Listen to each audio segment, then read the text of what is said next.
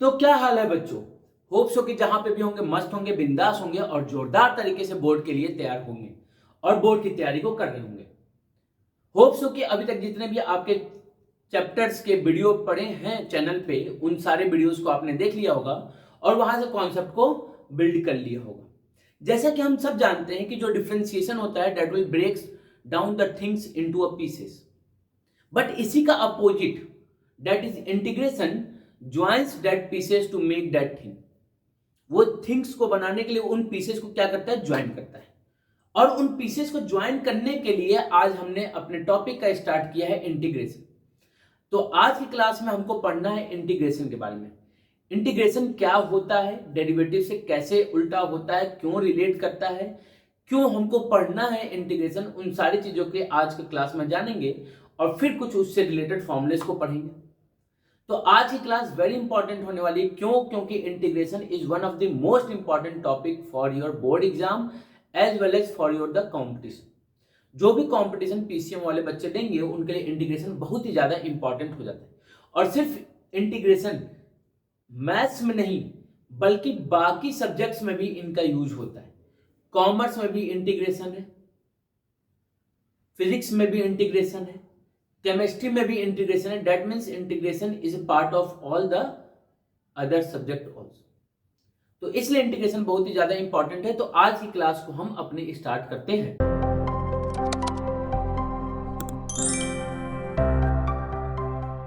तो समझिए बात को, जोड़ने वाले चीज को जो कहते हैं हम इंटीग्रेशन, और तोड़ने वाले चीज को कहते हैं डिफरेंशिएशन।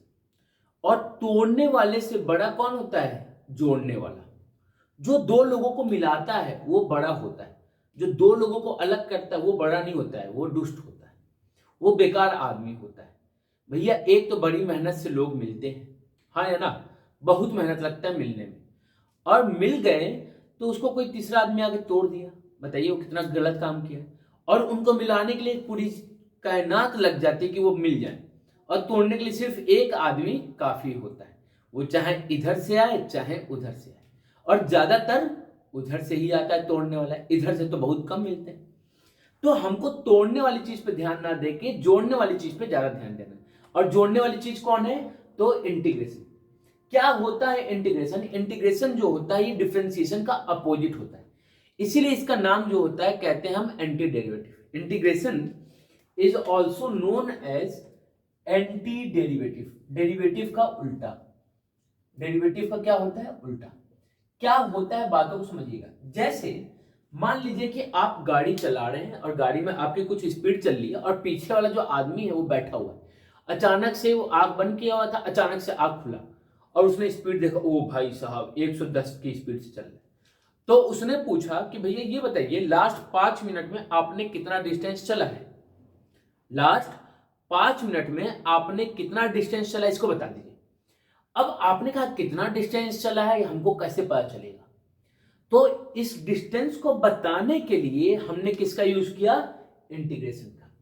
ये डिस्टेंस को जानने के लिए हमने किसका यूज किया? इंटीग्रेशन का। तो इन सारे जगहों पे डे टू डे लाइफ में देखिए इंटीग्रेशन का क्या यूज है वो मैंने बताया कि कैसे हम यूज करते हैं। तो आप कहेंगे भैया वेलोसिटी टाइम का जो ग्राफ बनेगा उसका जो एरिया कर्व के द्वारा जो एरिया बाउंड होगा that will represent the distance travelled in that particular time. ये कौन बताता है? तो इंटीग्रेशन बताता है। दैट मीन्स कि जो इंटीग्रेशन होता है, इंटीग्रेशन एक फंक्शन का होगा, हाँ है ना। जैसे मैंने कहा कि अगर आपके पास एक फंक्शन है तो फंक्शन को आपने डिफरेंशिएट किया तो आपको इसका डेरिवेटिव मिलेगा। डेरिवेटिव मतलब rate of change, that is इसका टेंजेंट मिल जाएगा। क्या मिल जाएगा? टेंजेंट। और जब आप इस टेंजेंट को वापस से इंटीग्रेट करेंगे, क्या करेंगे? तो आपने कभी इसको इंटीग्रेट करेंगे, इंटीग्रेट करेंगे तो हमको वापस से फंक्शन मिल जाएगा। दैट मीन्स कि जब भी आपके पास डेरिवेटिव होगा या फिर टेंजेंट होगा तो उस टेंजेंट से फंक्शन पाने के लिए हमको क्या करना होगा? इंटीग्रेट करना होगा। तो डेरिवेटिव से फंक्शन पाने के लिए हम क्या करते हैं? इंटीग्रेट करते हैं। दूसरा चीज ये समझ में आ गया। तीसरा चीज कि इंटीग्रेशन जो होता है वो किसको रिप्रेजेंट करता है? तो आपने कोई देखिए बात समझिए, इंटीग्रेशन हो या डेरिवेटिव हो दोनों ही फंक्शन का होते हैं। किसके होते हैं? फंक्शन के। और फंक्शन ग्राफिकल फॉर्म में किसको रिप्रेजेंट करता है? तो एक कर्व को रिप्रेजेंट करेगा। किसको रिप्रेजेंट करेगा? एक कर्व को। तो जो डेरिवेटिव होता है वो उस कर्व के टेंजेंट या स्लोप को बताता है, बट इंटीग्रेशन जो है वो उस कर्व का एरिया बताता है कि उस कर्व ने क्या एरिया बाउंड किया है अलोंग एक्स एक्सिस या वाई एक्सिस। तो जब एरिया बाउंड की बात आती है तो एरिया बाउंड हमेशा एक लिमिट में होता है। किसमें होता है? लिमिट में होता है। तो लिमिट का मतलब कि हम पढ़ेंगे डेफिनेट इंटीग्रल। किसको पढ़ेंगे? Definite integral. जब भी आप इंटीग्रेशन पे लिमिट लगा देंगे तो that will be definite integral, और अगर लिमिट नहीं है तो that is known as indefinite integral. अब ये जो डेफिनेट या इनडेफिनेट इंटीग्रल है उसको हम डिनोट कैसे करते हैं, तो उसको समझिए। That will be represented by this fx dx। ये क्या होता है? तो इसका मतलब होता है integration of fx with respect to x के रिस्पेक्ट में हम fx को क्या कर रहे हैं? इंटीग्रेट करें। x के रिस्पेक्ट में fx को क्या करें? इंटीग्रेट करें। यहां ये जो fx होता है, fx, इसको कहते हैं इंटीग्रेंड। क्या कहते हैं? इंटीग्रेंड। जो fx होता है उसको क्या कहते हैं? इंटीग्रेंड होता है। क्या कहते हैं? इंटीग्रेंड होता है। और इसको क्या कहते हैं? इस साइन को, तो इस साइन को कहते हैं इंटीग्रेशन। मतलब क्या हुआ? ये जो साइन है अगर बात करें तो आपने ये क्या कर रहा है? तो ये sum of points on the curve, sum of points on the curve. Curve पे जो पॉइंट्स है उन पॉइंट्स को क्या कर रहा है? ऐड कर रहा है। तो आपने कभी ये ऐड करने को तो हमने समेशन से भी पढ़ा था। किससे पढ़ा था? समेशन से भी पढ़ा। तो समेशन में हम उन पॉइंट्स को लेते थे जहां पे डिफरेंस जो है दो पॉइंट्स के बीच में काफी ज्यादा है। जैसे 3 और 4 का ऐड करना है, 4 और 5, तो इनके बीच में बहुत बड़ा डिफरेंस है। लेकिन अगर हमको ऐड करना पड़ गया 3.99999 और 3.9999998, तो इनके बीच का जो डिफरेंस है बहुत ही माइन्यूट है। माइन्यूट मतलब बहुत ही कम। तो ऐसे डिफरेंस को ऐड करने के लिए, ऐसे पॉइंट्स को ऐड करने के लिए हम किसका यूज करते हैं? इंटीग्रेशन का। तो आपने तो ये एक फंक्शन था fx, उसको x के रिस्पेक्ट में इंटीग्रेट। ये जो dx है यही वो छोटे डिफरेंस को बताता है, वही ये छोटे डिफरेंस को बताता है। किसके डिफरेंस को? तो इस फंक्शन में जो छोटे छोटे डिफरेंस है उन सारे पॉइंट्स को हम जोड़ रहे हैं। तो समेशन का जो s होता है यही से हमारे साइन को बनाया जाता है, s को स्ट्रेच कर दिया जाता है ऐसे। तो ये किसको दिखाता है? तो आपको ये दिखाता है हमारे समेशन को। किसको दिखाता है? समेशन को। तो integration is basically about adding of the points, या फिर इसी को कहते हैं डेरिवेटिव का उल्टा। जो पॉइंट्स टूट गए उनको जोड़ के वापस से इंटीग्रेशन बना दिया। तो इसाक न्यूटन ने एक बार कहा था कि integration is just opposite of differentiation. अब हम चीजों को थोड़ा सा समझ चुके हैं कि इंटीग्रेशन क्या होता है। इंटीग्रेशन को हमने डिफाइन कर लिया। अब आते हैं कि इंटीग्रेशन करते कैसे, उसको भी समझते हैं। तो इंटीग्रेशन कैसे करते हैं उसके लिए आपको कुछ फॉर्मूलेस को पढ़ना पड़ेगा, कुछ फॉर्मूलेस को याद करना पड़ेगा। तो चलिए कुछ बेसिक फॉर्मूले पहले उनको देखते हैं। तो आपने का सबसे पहला काम क्या होगा? तो हम फंक्शन को लिखेंगे। किसको लिखेंगे? फंक्शन को। और फिर उसके डेरिवेटिव को लिखेंगे। उसको क्या लिखेंगे? डेरिवेटिव। तो मान लेते हैं हमारा जो फंक्शन है वो x की पावर n है, तो इसका डेरिवेटिव क्या होगा? तो आपने इसका डेरिवेटिव होता है n x की पावर n माइनस। अब मान लेते हैं कि हमारा फंक्शन क्या है, तो आपने को हमारा मान लीजिए फंक्शन कोई कांस्टेंट है, तो कांस्टेंट का डेरिवेटिव क्या होता है? तो कांस्टेंट का डेरिवेटिव 0 होता है। आपने कभी मान लेते हैं हमारा कोई फंक्शन एक्सपोनेंशियल है, तो एक्सपोनेंशियल का डेरिवेटिव क्या होता है? एक्सपोनेंशियल। और मान लेते हैं कोई फंक्शन log x है, तो log x का डेरिवेटिव क्या हो जाएगा? 1/x हो जाएगा। अब हम t रेशियोज पे आते हैं। तो आपने कोई sin x पढ़ा था, sin x का डेरिवेटिव क्या होता है? तो cos x, और cos x का डेरिवेटिव हमने पढ़ा था माइनस का sin x। Same as it is हमने पढ़ा था tan x, तो tan x का डेरिवेटिव पढ़ा था sec स्क्वायर x, और उसके बाद हमने पढ़ा था sec x, तो sec x का डेरिवेटिव पढ़ा था sec x tan x। उसके बाद हमने पढ़ा था sec x के बाद हमने पढ़ा था cot x, तो cot x का पढ़ा था माइनस cosec स्क्वायर x, और उसके बाद हमने पढ़ा था cosec x, तो cosec x का पढ़ा था minus cosec x cot x।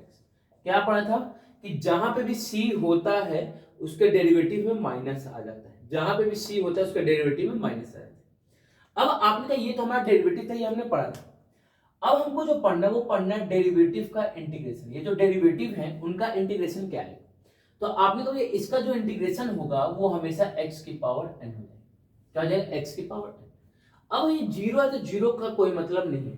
तो आपने कहा कि भैया अगर मान लीजिए फंक्शन में कोई कांस्टेंट लिखा होगा, फंक्शन में कांस्टेंट लिखा होगा और उसका डेरिवेटिव आपने 0 कर दिया, और फिर उस फंक्शन को वापस हमको पाना है, मतलब डेरिवेटिव से फंक्शन पाना है, तो हम फिर c कैसे लाएंगे? तो इस चक्कर में जितने भी इंटीग्रेशन होते हैं उसके रिजल्ट में लास्ट में c ऐड कर दिया जाता है। ये c क्या होता है? तो that will be the constant which will be eliminated by the derivative. Eliminate हो चुका है डेरिवेटिव के कारण, इसलिए हम c को क्या कर लेते हैं? ऐड कर लेते हैं। तो यहाँ पे क्या हो जाएगा? तो यहाँ पे आपने कहा c। अब ex का डेरिवेटिव भी ex होता है और ex का इंटीग्रेशन भी क्या होता है? ex होता है। आपने कभी log x का डेरिवेटिव क्या था? 1/x, तो 1/x का इंटीग्रेशन क्या हो जाएगा? तो आपने कभी डेरिवेटिव का इंटीग्रेशन वापस से same function that is log x हो जाएगा। तो log x प्लस c, ये भी प्लस c हो। cos x का इंटीग्रेशन, तो आपने कभी cos x का इंटीग्रेशन हो जाएगा sin x, और माइनस sin x का इंटीग्रेशन कर रहे हैं, याद रखिएगा माइनस sin x का इंटीग्रेशन कर रहे हैं, तो आपने कहा माइनस sin x का इंटीग्रेशन हो जाएगा माइनस का cos x, नहीं सिर्फ और सिर्फ cos x। क्यों? क्योंकि माइनस यहाँ पे। sec स्क्वायर x कहां से आया था? तो आपने कहा sec स्क्वायर x आया था tan x से, तो sec स्क्वायर x का इंटीग्रेशन क्या हो जाएगा? तो आपने कहा tan x हो जाएगा। Same as it is sec x tan x कहां से आया था? तो sec x से आया था, तो इसका इंटीग्रेशन क्या हो जाएगा? तो आपने कहा इसका इंटीग्रेशन sec x हो जाएगा। माइनस का cosec स्क्वायर x का इंटीग्रेशन, तो आपने कहा cot x हो जाएगा, और माइनस का cosec x cot x का इंटीग्रेशन, तो cosec x हो जाएगा। ये सारी बातें हमने समझी। अब इन सारे चीजों को हम हटा के अपने फंक्शन के हिसाब से अब डेरिवेटिव को लिखते हैं कि फंक्शन के हिसाब से डेरिवेटिव क्या आएगा उसको समझते हैं। मान लीजिए आपको फंक्शन अगर दिया है तो उसके डेरिवेटिव क्या होंगे उसको आप समझिएगा। तो हमारे पास फंक्शन होगा और उसका डेरिवेटिव हमको फाइंड करना होगा। आपने कहा कि सारे फंक्शन हमको दिए होंगे, तो फंक्शन क्या क्या होंगे? तो आपने फंक्शन होगा ex x की पावर n। log x अब नहीं होगा, याद रखिएगा log x अब, चलिए पहले लिख ही लेते हैं log x। फिर हमने क्या पढ़ा था? तो आपने पढ़ा था sin x पढ़ा था हमने, फिर cos x पढ़ा था, फिर होता है tan x, cot x, cosec x और sec x। ये हमने कुछ फंक्शन को लिया। तो हमको इन चार का सीखना है कि इंटीग्रेशन क्या होता है। तो आपने तो ये इंटीग्रेशन ऑफ fx, अब डेरिवेटिव का इंटीग्रेशन नहीं करना है, अब हम इस फंक्शन को इंटीग्रेट कर रहे हैं। क्या कर रहे हैं? इस फंक्शन को इंटीग्रेट कर रहे हैं। तो क्या आएगा? तो आपने तो ये ex का इंटीग्रेशन, ex अभी हमने पढ़ा, x की पावर n का जो इंटीग्रेशन होता है वो पावर में एक ऐड होता है और डिवाइड में एक चला जाता है, प्लस सी। आपने कहा ठीक है भैया, ये भी बन गया हमारा उससे जो हमने अभी प्रीवियस पढ़ा था। log x का इंटीग्रेशन यहाँ पे नहीं होता। log x का इंटीग्रेशन जब हम बाई पार्ट्स पढ़ेंगे, बाई पार्ट्स तब करेंगे। sin x का इंटीग्रेशन, तो आपने अभी हमने पढ़ा था कि माइनस sin x का इंटीग्रेशन होता है cos x, तो यहाँ पे सिर्फ sin x लिखा है, तो sin x का इंटीग्रेशन क्या हो जाएगा? तो माइनस का cos x। cos x का इंटीग्रेशन sin x, उसके बाद tan x का इंटीग्रेशन नहीं पढ़ना है, cot x नहीं पढ़ना है, cos x नहीं पढ़ने का मतलब ये नहीं कि आपके सिलेबस में है भाई। अभी जब हम आगे जाएंगे सब्स्टिट्यूशन मेथड पे तब हम इनके इंटीग्रेशन को पढ़ेंगे, तो अभी से बर्डन लेके नहीं चलना। आपने कहा कि भैया अभी आपने जो पढ़ा है उसमें तो बहुत सारे थे, हाँ बहुत सारे थे, अब जो बच गए उनको लाते हैं। तो आपके पास क्या बच गया? तो आपने कोई tan x का डेरिवेटिव था sec स्क्वायर x, तो sec स्क्वायर x का इंटीग्रेशन क्या हो जाएगा? तो that will B tan x plus c। फिर आपने पढ़ा था sec x tan x, तो sec x tan x का इंटीग्रेशन क्या हो जाएगा? तो आपने कोई sec x प्लस c। फिर उसके बाद हमने इंटीग्रेशन पढ़ा था cosec स्क्वायर x का, तो आपने पढ़ा था माइनस cosec स्क्वायर, तो cosec स्क्वायर x है तो इधर क्या आ जाएगा? तो आपने कहा माइनस का cot x प्लस c। और उसके बाद आपने पढ़ा था cosec x cot x, तो आपने को कहा था कि भैया यहाँ पे भी माइनस था, तो यहाँ माइनस था तो इधर लिख दिया रिजल्ट में माइनस cosec x प्लस। क्या पता चला? जहां पे भी रिजल्ट में c आ रहा है, जहां पे भी रिजल्ट में c आ रहा है उसके साथ माइनस आ रहा है। डिफरेंशिएशन में क्या पढ़ा था हमने कि जहां पे c होगा उसको डेरिवेटिव करने के बाद माइनस आएगा, यहाँ इंटीग्रेट करने के बाद जहां पे c आ रहा है उसमें माइनस आएगा। तो ये हमने कुछ चीजें सीखी। एक और हमने इंटीग्रेशन पढ़ा था किसका? 1/x का। 1/x का इंटीग्रेशन क्या होता है? तो आपने को 1/x का इंटीग्रेशन क्या होता है? तो log x होता है, log x प्लस। तो इन कुछ इंटीग्रेशन जो हमने पढ़ा है, इन सारे इंटीग्रेशन का हम यूज करके अपने बेसिक कॉन्सेप्ट को बिल्ड करते हैं। उसके बाद फिर हम आगे चलेंगे कि क्या करना है क्या नहीं। देखिए जैसे डिफरेंशिएशन जो होता है, डेरिवेटिव जो होता है, डेरिवेटिव जो है हमने पढ़ा था कि ये डिस्ट्रीब्यूटिव होता है। क्या होता है? तो आपने कहा ये हमारा डिस्ट्रीब्यूटिव होता है। किस पर डिस्ट्रीब्यूटिव होता है? तो आपने कहा ये एडिशन एंड सब्ट्रैक्शन पे। अगर ये डिस्ट्रीब्यूट हो रहा है एडिशन और सब्ट्रैक्शन पे, तो जो इंटीग्रेशन होगा, इंटीग्रेशन वो भी क्या होगा? तो डिस्ट्रीब्यूट होगा। किस पर डिस्ट्रीब्यूट होगा? तो आपने कहा प्लस और माइनस पे क्या होगा? डिस्ट्रीब्यूट। एडिशन और सब्ट्रैक्शन पे भी क्या होगा? डिस्ट्रीब्यूट। लेकिन मल्टीप्लाई और डिवाइड पर डिस्ट्रीब्यूट नहीं होगा, उसके लिए हम अलग प्रॉपर्टी पढ़ेंगे। डिफरेंशिएशन में आपने एक पढ़ा था चेन रूल, लेकिन यहाँ पे वो चेन रूल अप्लाई नहीं होता। उस मेथड को हटा के यहाँ पे यूज करते हैं हम सब्स्टिट्यूशन मेथड। इसका यूज करते हैं सब्स्टिट्यूशन मेथड। तो जब वहां पहुंचेंगे तब पहले यहाँ पे समझते हैं। आपने कहा कि भैया अभी आपने बताया कि हम इंटीग्रेशन क्या होता है? डिस्ट्रीब्यूट होता है। तो पहले क्वेश्चन की अगर सॉल्यूशन की बात करें तो आपने कहा भैया इंटीग्रेशन डिस्ट्रीब्यूट होगा, तो डिस्ट्रीब्यूट कर दीजिए। तो एक बार 2x dx हो जाएगा, माइनस का साइन 3 cos x हो जाएगा, प्लस का साइन dx, और यहाँ पे क्या हो जाएगा? तो ex dx हो जाएगा। आपने कहा कि डेरिवेटिव में आपने बताया था कि जब भी 2x का डेरिवेटिव करना होगा तो कांस्टेंट को बाहर कर देंगे और सिर्फ हम फंक्शन को डिफरेंशिएट करेंगे, वेरिएबल को डिफरेंशिएट करेंगे। तो सेम यही रूल हम किस में यूज करते हैं? इंटीग्रेशन में। जो भी कांस्टेंट मल्टीप्लाई में होते हैं, प्लस माइनस में नहीं, जो मल्टीप्लाई में होते हैं उनको हम क्या कर देते हैं? बाहर कर देते हैं। तो आपने कोई 2 को कर दिया बाहर, तो बचा क्या यहाँ पे? यहाँ पे हो गया x dx। माइनस 3 को क्या कर दिया बाहर, तो क्या बच गया? cos x dx, प्लस यहाँ पे ex dx। अब आपने कहा भैया अब रखते हैं वैल्यू 2, यहाँ पे x की पावर क्या है? तो आपने कहा ये 1 है, और हमने पढ़ा था कि x की पावर n का इंटीग्रेशन क्या होता है? तो x की power n plus 1 upon n plus 1। तो आपने कहा क्या हो जाएगा? तो n की जगह 1 है और यहाँ पे plus 1 upon 1 plus 1, minus 3 cos x का इंटीग्रेशन। तो आपने कहा cos x का इंटीग्रेशन हमने पढ़ा है अभी sin x, तो cos x का इंटीग्रेशन क्या हो जाएगा? sin x, प्लस ex का इंटीग्रेशन तो ex, और लास्ट में क्या ऐड कर देंगे? c।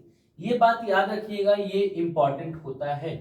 जब भी आप इंटीग्रेशन करेंगे तो लास्ट रिजल्ट में c को ऐड कर देंगे। क्यों? क्योंकि हमको नहीं पता कि किस फंक्शन में कांस्टेंट था जिसको डिफरेंशिएट करके डेरिवेटिव बना है। दैट मीन्स कांस्टेंट का डेरिवेटिव 0 होता है तो वो हट गया, एक्सक्लूड हो गया। लेकिन जब आप इंटीग्रेट करेंगे तो that must be equal to the initial function. तो इनिशियल फंक्शन के इक्वल करने के लिए हम उस c को ऐड कर देते हैं। अब इसकी वैल्यू आपको नहीं पता है तो हटा दीजिए, इसको कोई मतलब नहीं, आपको बस c लिख के छोड़ देना है। आपने कहा यहाँ से क्या हो जाएगा? तो यहाँ से हो जाएगा 2x² / 2 minus 3 sin x plus ex। आपने कहा 2 से 2 निपट गया तो क्या बच गया? x² minus 3 sin x plus ex plus c। ये हमारा क्या हो जाएगा? आंसर। आपने कहा ठीक है भैया, कुछ कुछ चीजें समझ में आ रही है, कोई दिक्कत की बात नहीं।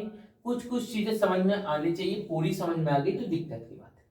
अगर पूरी एक बार में समझ में आ गई तो क्या है? दिक्कत की बात है। कुछ कुछ चीजें समझ में आनी चाहिए। देखिए मेरा नाखून बहुत बड़ा हो गया है, उसके कारण मेरे उंगली में थोड़ा सा कट गया, मार्कर के कारण लग गया और थोड़ा सा ब्लड आ गया। कोई दिक्कत की बात नहीं है।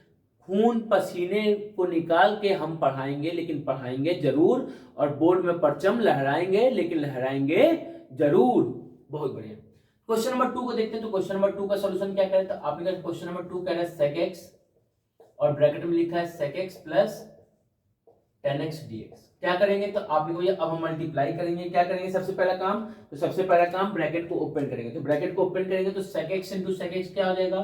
तो आपने sec स्क्वायर x हो जाएगा। sec x इंटू 10x क्या हो जाएगा? तो sec x 10x हो जाएगा।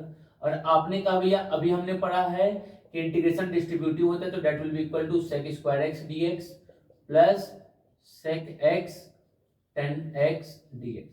और अभी हमने पढ़ा है कि sec स्क्वायर x का इंटीग्रेशन क्या होता है? तो आपने को ये 10x होता है, और इसका इंटीग्रेशन तो आपने को ये sec x होता है, और इंटीग्रेट किए तो लास्ट में रख देंगे c, और ये हमारा हो जाएगा आंसर।